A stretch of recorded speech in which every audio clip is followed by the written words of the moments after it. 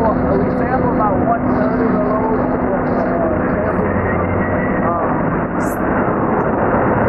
That came from late 70s. We have the van sample on out of each load. We then distribute the sugar. It's usually about 10% more. We're probably running about 215 to 200. Probably running about 215 to 220 pounds of sugar for every ton this year so far.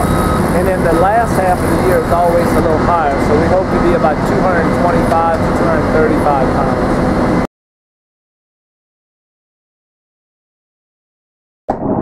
This is where we were standing by the first set of mills.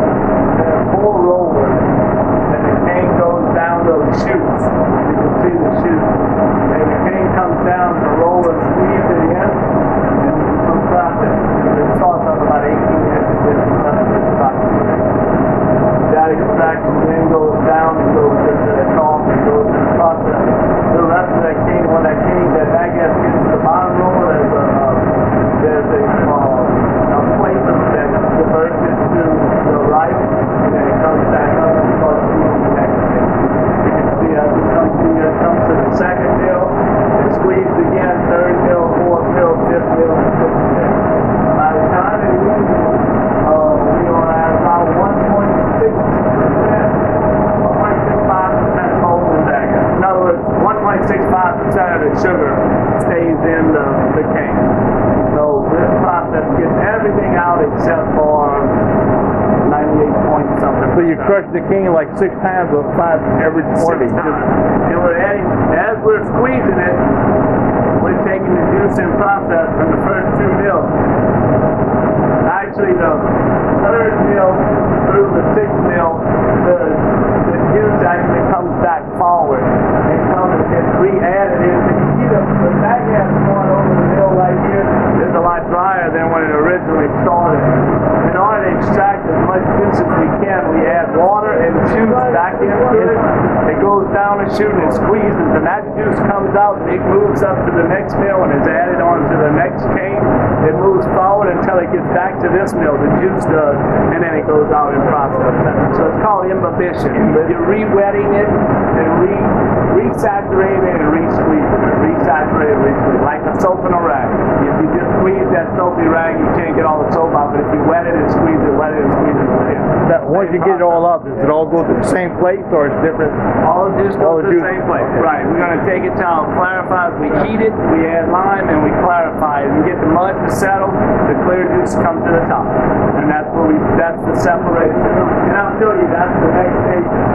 Well, when you pass through it, you superheat to about 200 degrees just in a second. That juice goes into these big clarifying bodies. Well, that's the evaporator.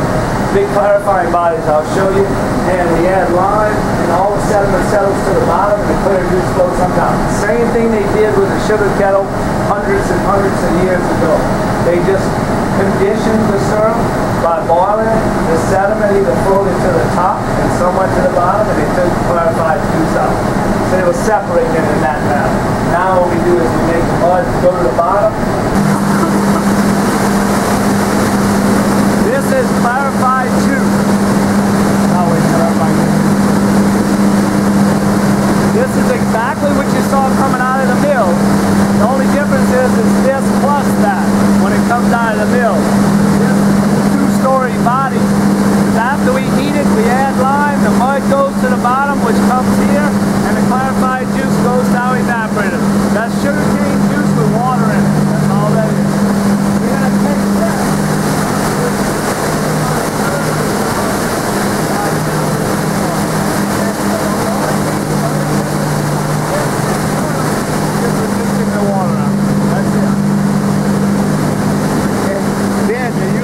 That's all the mud coming out of that mud that's coming out of the juice.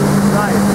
This is, we normally, on an average year, we make about 80 pounds of mud for every ton of sugarcane. So even though it's dry conditions, there's still a lot of mud that comes into the load. Especially now. Last year, we had very little excess. The year before that, we had high fiber in the cane, and we probably They call me. Right now, we're washing our big set, and I got to supply steam to Thermidabats so they can continue on running. Normally, what I do when I come in, I look at everything, look at my charts, see if everything's running good, make sure all my bowlers are running good.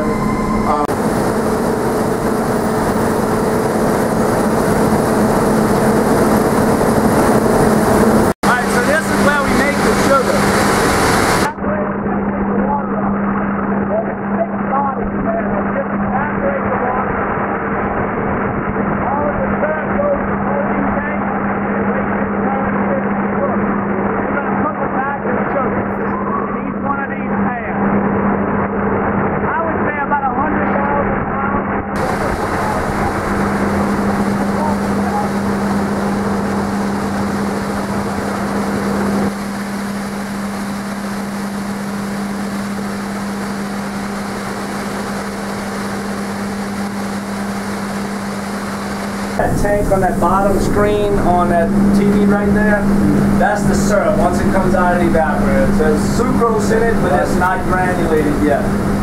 We're going to take that syrup, put it under vacuum in that pan. We're going to add seed stock, which is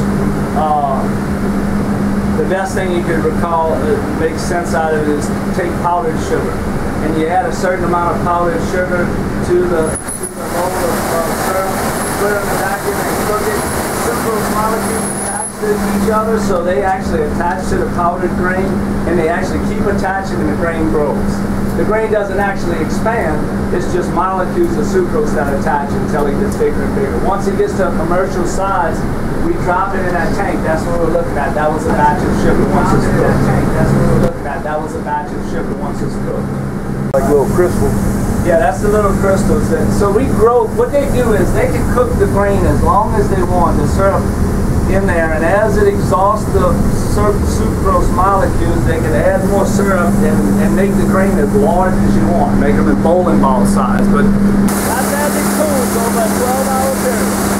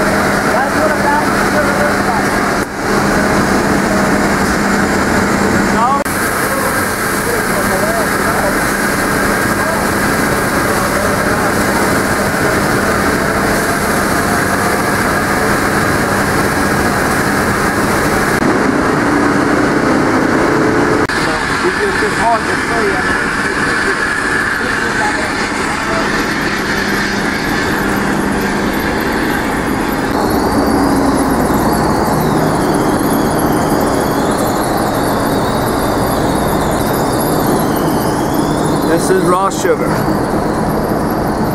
Is that this year or last year? That's this year. This is 98.4 pole sugar. It's very loose as opposed to the way it was in the past. But that's the grain size that the refinery wants, and it's the quality. Gramercy. This is what they hold the Gramercy? That's correct. Long time ago, you said it looked more browner than this. Right. That would be a lower pole sugar. We making a high pole sugar now. The sugar we made in the past was browner, probably more similar to that pile there, but even darker than that. Almost like brown sugar. Yeah, yeah. This is what the refinery wants.